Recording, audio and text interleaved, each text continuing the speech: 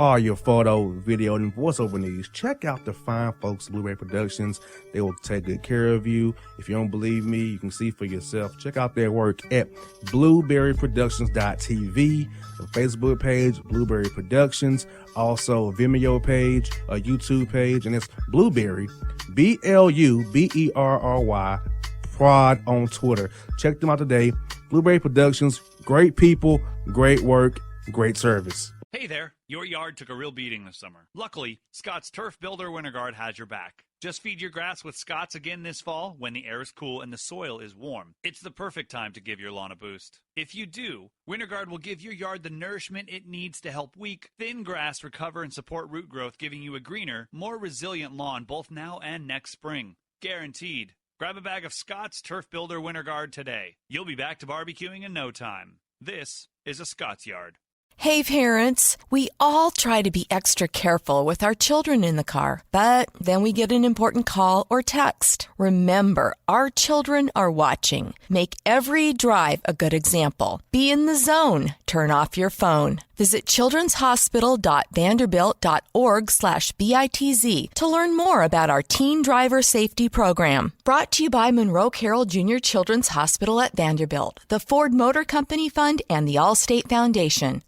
Hello, my name is Travis Williams, President and CEO of Academics and Athletic Consulting, focusing on educating and empowering tomorrow's collegiate athletic leaders. My passion is for the education and genuine concern and care for today's student athlete. It's the centerpiece of my life's work. A college education, both in and out of the classroom, is a truly rewarding benefit. For more information on AAC, you can go to www.academicsandathleticsconsulting.com. Once again, www.academicsandathleticsconsulting.com. Or you can follow me on Facebook at Academics and Athletic Consulting, or Twitter at Coach TWill24, or Instagram Travis L. Williams 24. Or you can call me at 404-542-6079. Once again, AAC is very proud to partner with J.R. McHenry of the Bossman Radio Show, covering sports and entertainment across the country. Please tune in weekly for informative, entertaining, and expert analysis on today's sports and entertainment topics. Thank you.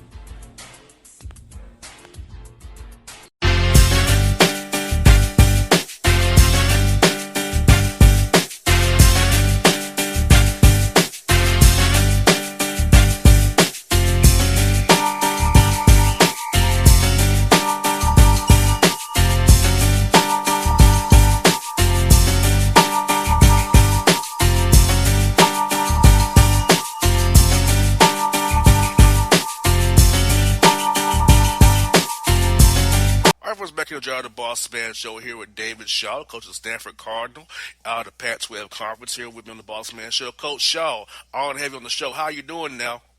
I'm doing great. How you doing? Coach, I'm doing great. Coach, our Atlanta Hawks are 2-2 right now, which is very promising. Our Falcons, not so much, but we got our Hawks here doing pretty well so far early in the season here. I hear you. Yes, indeed. But, Coach, I want to ask you this, Coach. What do you feel has been your greatest accomplishment since your time at Stanford, taking over in 2011? Well, I think the biggest thing for us here is I've never made the program about me. It's been about what the guys need to be successful. And we've been trying to do that in all three phases. Play physical football, play smart football, and bring in guys that are tough, guys that are smart, and guys that make plays. You got that right, Coach. And watching you over the years, your offense has always been tough physical. Your defense, like I said, been tough and physical. And I love how you still use the I formation, the pro sets. You run those spot two wide, you run those power plays. You run the powers, not just a spread, inside zone, outside zone. You actually run straight power and impose your will on teams, which is great to see still in today's college football. Yeah, I'm a West Coast disciple. I played in the West Coast offense. Played for Bill Walsh. Played for Denny Green. I'm more of a traditionalist, but at the same time, I like to sprinkle things in. Sprinkle in some funky plays, some different plays to get guys their hands on the ball. But we always want to be big and physical up front, run downhill, and use the play-action pass to offset the run. You got that right, Coach. And I said, and also, you got a key win last week against Arizona at home, and our team coached by Kevin Sumlin. Hall does a great job. He has an air raid offense everywhere he's been, and you guys kind of stand with him a little bit. Let's talk about last week's win against Arizona. How's key to you going into his bye week to go in there with the win? Well, the biggest thing for us was we got our quarterback back, our starting quarterback, team captain, KJ Costello, who's been in and out of the lineup with injuries pretty much from the beginning of the year, but he was finally healthy. Went out there, threw for over 300 yards, made some big plays. As much as anything, came back and gave us great leadership on the field. So we had a 300-yard passer and a 100-yard rusher. Got some turnovers on the defensive side, so probably our most complete game of the entire season. Now, Coach, you feel that the bye week came in for you at the right time here. You're 3-3. You kind of reset and push the buttons. Hey, we got 6 games to go. Let's make a run at here in our division here in the Pac-12 here, and also to get a nice ball game and just get better period with our guys getting healthier coming off this week off. Absolutely. We have the most injuries we've ever had. This is my 13th year here, 9th year as a head coach, I believe. And there's a ton of injuries. We're starting 3 freshmen on the offensive line, so we got a lot of guys beaten up. So this bye week has been awesome for us, for guys to get rest, get off their feet, rest and recharge for that final push of the season. I guess you're going to answer my next question. So I think this is more of a self-scout week for you guys. Not much on-field work. Maybe watch some film of Mel Tucker's Colorado team to get ready for those guys coming up after the bye week a little bit here, Coach. Absolutely. We like to use our bye weeks to look at us and not spend too much time on the next opponent. To get some young guys some work in our scheme. They do so much scout team work, but now they get a chance to run our plays and just see how they're doing. And there's some guys that are playing now that didn't play earlier in the year, so it's a few more reps for them. But for the most part, we focus on us and then get off our feet and get some rest. And Coach, how do you approach player development in season? I know it's big in the off-season program. You do player development, but I know it's harder in season for guys who don't play as much. So how do you go about developing players during the live season portion of the year here? Yeah, so a big thing is mainly for the young guys, staying on them about going to class, and not that we have to worry about our guys going to class. They go to class, but doing their best, organizing their time between practice and getting their studies done, writing their papers, studying for their tests. That's another thing with this bye week is guys getting away from football a little bit and really getting into their classes, making sure they're on top of everything. So really being that complete person that we want here at Stanford University that's doing well in school and doing well in football. And we also organize their off seasons for them and help the guys really think about what they're studying, what they want to do after school. We start lining up internships for the summer, put them in contact with guys, whether they want to get into investments or they want to get into engineering, or some guys are medicine, so they're looking to work doing stuff in hospitals throughout the summer. So we keep them forward thinking, so what I'm doing right now is really great, playing football, taking my classes, but also thinking about what we're going to do in the off season to better ourselves as people. Exactly, Coach. And I think a lot of people around here in Atlanta that you guys are on quarters out there. That's a little bit tougher than a semester routine because when you guys get back to start playing, people aren't even on campus yet for you guys because y'all are on those quarters out there. Yeah, it's a little tough. For our guys, they really like it, though, because for the first 4 games of the year, we're not in class. Right, we have that break between summer school and the fall. So our first 4 or 5 games, we're just playing football. We're not taking classes, and the classes come in about week 5, which is always an adjustment. But we get that first part of the season where we just focus on football.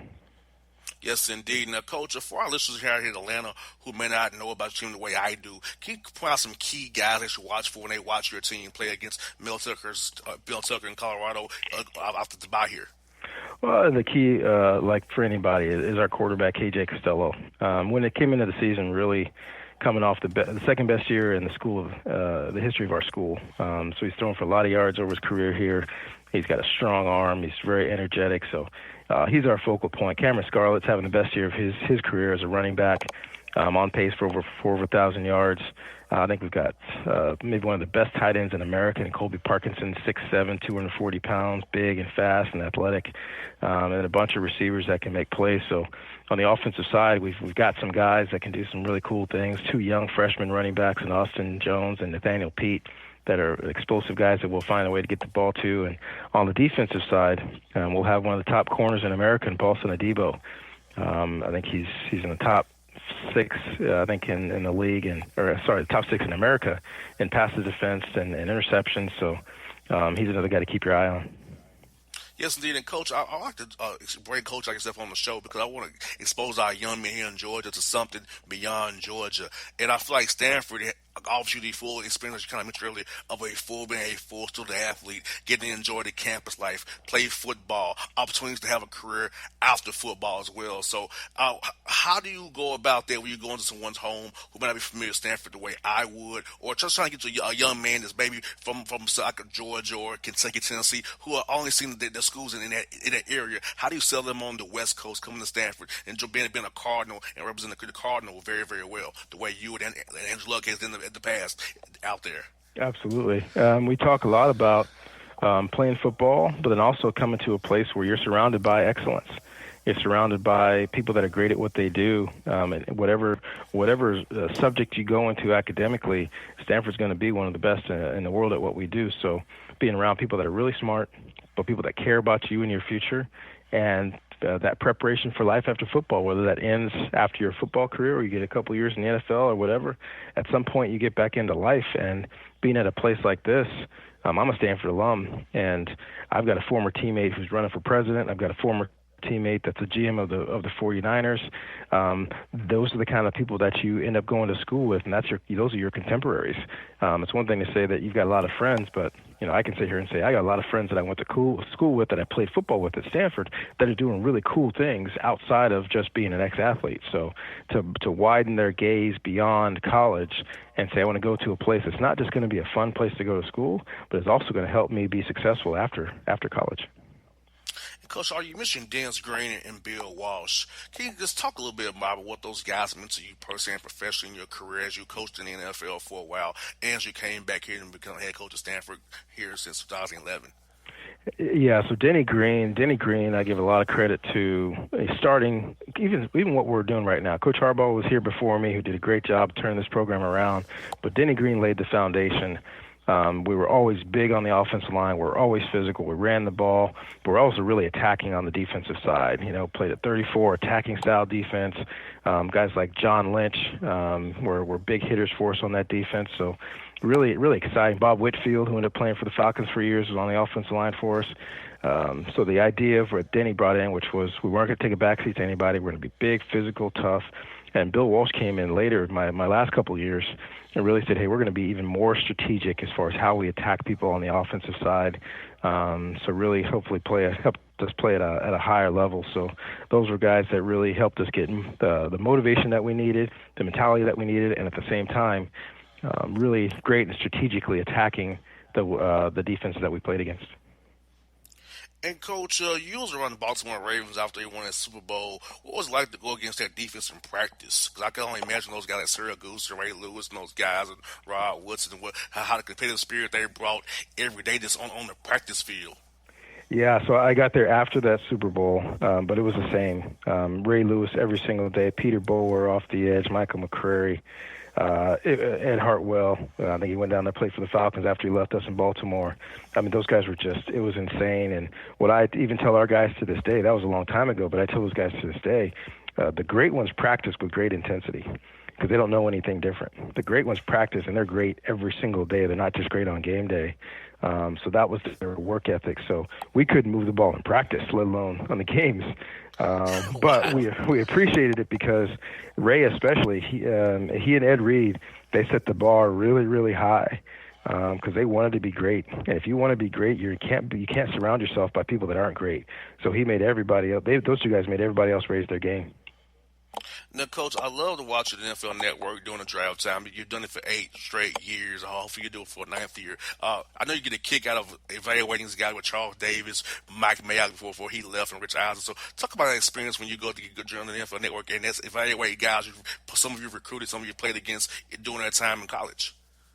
I really enjoy that. Those guys do a great job of making sure I stay in my comfort zone since I'm a football coach. I'm not an analyst, but it's just like recruiting. It's just like getting ready for the draft when I was in the NFL.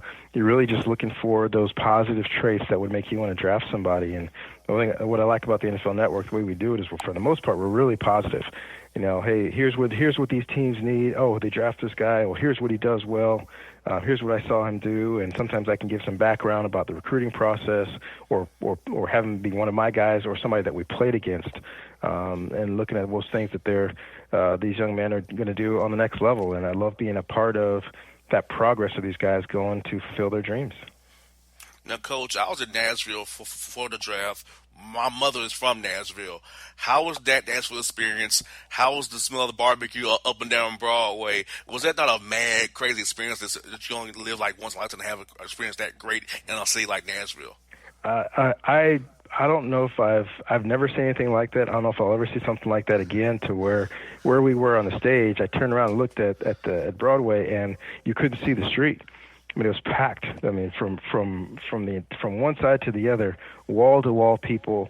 There were no issues. There were no fights. Everybody was in a great mood. It was a fun, festive environment. It was really exciting, and absolutely, the barbecue was unbelievable. I had barbecue every single night. Same here. If someone else visit my mother, I come back with a bunch of barbecue with me. When I head back here, out here to Georgia, I love it. I say, Mom, I'm coming back there to get some barbecue. What about me? I want some barbecue too, Mom. I tell you. Now, Coach, also, like I said, for me, being an African-American man, I love seeing an African-American head coach in FBS. What's been your key to longevity in being an African-American head coach in FBS, and what can we do to get more African-American coaches in the pipeline to become like you, a head coach in FBS as well, and FCS also? Well, I think the biggest thing about longevity is consistency. Bob Bowlesby hired me, and one of the things he said is that we want to take the dips out of Stanford football. You know, we don't ever want to be bad. We want to be great, and if we have an off year, then we're just good. So the idea is to continually surround yourself by people that know what they're doing. They're good at what they do. Find the right people, the right players to fit, not just in your scheme, but fit the mentality of the place, right? I have to find young people that fit Stanford University as well as Stanford football. So that's the key, I think, for longevity at any place, is understanding where you are and the young people that need to come there and be part of that football community and part of that academic community. They have to be both. And as far as continuing to grow the number of African American coaches, the key for all of us, I believe, is continuing to grow the candidates and making sure we have great candidates of all races, of course, but in particular the young African-American coaches, the young minority coaches that are getting into the business, and really schooling them and preparing them, because being an assistant coach and being a coordinator, it's completely different than being a head coach. They're completely different worlds. So in order to get the job, you have to understand what it takes to get the job, the interview process, what you have to prepare for, but then also being able to do the job and being able to be a manager of people. It's not just about being a play caller. It's about being a manager of people. You have to manage the offense, the defense, the special teams, your coaches, the alumni, your players, the president of the university, the provost, the athletic director. So it's a multifaceted job that you have to truly be ready for, and you can't shirk any of it. You have to be able to handle all of those things I just mentioned, plus the media. So it's really preparing somebody to be able to get the job through that job process, but then also being able to do the job and do the job well. Yes, indeed, Coach. So I hope that keeps happening for our young African American coaches and minority coaches as well. Because I feel very strongly about it. My dad was a minority high school coach for all those years, coaching me. So the coaching I've been around my whole life. So I want to see more young African American coaches come up that's close to my age as well. So, Coach Shaw, thank you so much for your time today. It's been an honor to talk to you. You've been trying to get you on for a while. Glad we better make it happen. And best of luck to you against Colorado after the bye week here, Coach. I appreciate it. Thanks, man, and hope you all do well, including those Falcons. Let's get those Falcons going. Yes, indeed. Rise up. Thank you so much, man. Coach. You got it. Take care. Have a good one. It's David Shaw on the Bossman Show. Round and round, round and round. Round and round, round and round.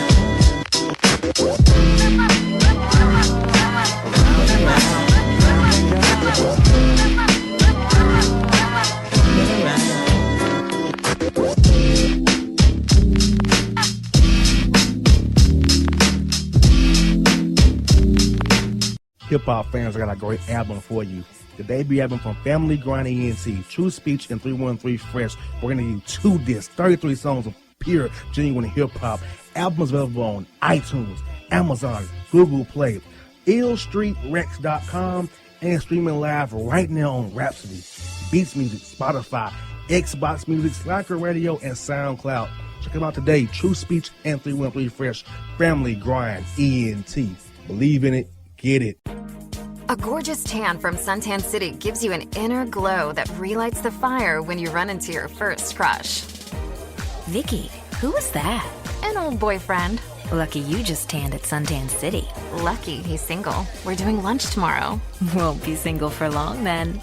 During Tour of the City, try all 5 tans, including spray tan, for just $4.99. Restrictions may apply. Click to buy now. When you're a teen, you finally get to make some of your own decisions. Who are you going to hang out with? What do you want to be? Are you going to glance at that text while driving? Remember, a split second is all it takes for something tragic to happen. Be in the zone. Turn off your phone. Visit childrenshospital.vanderbilt.org/BITZ to learn more about our teen driver safety program. Brought to you by Monroe Carroll Jr. Children's Hospital at Vanderbilt, the Ford Motor Company Fund, and the Allstate Foundation. It's maybe the night that my dreams might let me know. All the stars are closer. All the stars are closer. Tell me what you gonna do to me. Confrontation ain't nothing new to me. You could bring a bullet, bring a sword, bring a morgue, but you can't bring the truth to me. Alexa, play Kendrick Lamar and SZA. Okay. Maybe the night that my dreams might let me know. All the stars are closer. With Amazon Music, a voice is all you need. Get tens of millions of songs. Download the Amazon Music app today. Yeah, it's your man JC, the host with the most, baby, and it goes down each and every Saturday night right here in the city of Memphis. That's right, y'all. It goes down at Clicks Sports Bar Memphis, baby. 3705 Malco Way, Memphis, Tennessee, 38125. Come out and join us, the Three Kings, each and every Saturday night for the livest karaoke in the city. Everybody gets in free till 10 p.m. Only $5 after. Great food. We got drink specials. We got all kind of games, man. We got the pool tables popping. Whatever you want, we got you, man. Come on out. Have a good time with us each and every Saturday night. That's Clicks Sports Bar, Memphis.